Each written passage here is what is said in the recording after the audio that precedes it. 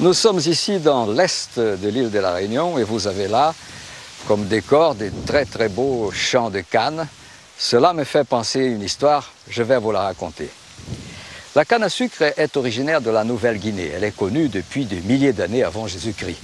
Ce sont les navigateurs portugais au XIVe, XVe, XVIe siècle, notamment, qui ont transporté cette canne de la Nouvelle-Guinée et l'ont introduite dans le monde tropical.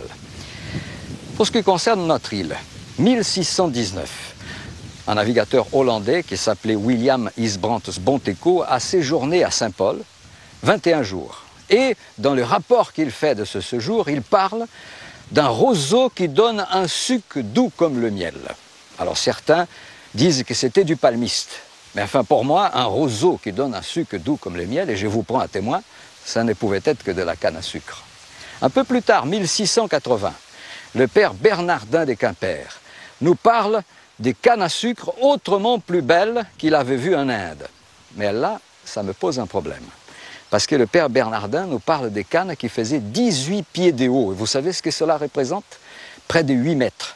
Vous avez déjà vu, vous, des cannes qui font 8 mètres? Alors je suis allé demander à M. Hellman au CERF. Il a dit parfaitement, ça existe. Et d'ailleurs, dans les centres expérimentaux du CERF, ils en ont des cannes qui avoisinent 6 mètres.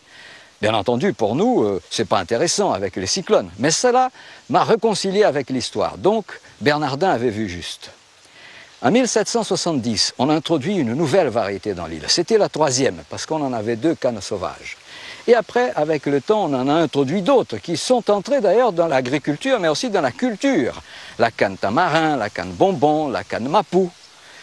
Et après la départementalisation, nous entrons dans une ère industrielle. Et alors là, nous allons faire de la canne à sucre notre culture principale. Cette culture est menacée à courte échéance. L'éthanol sera-t-il le salut de la canne réunionnaise?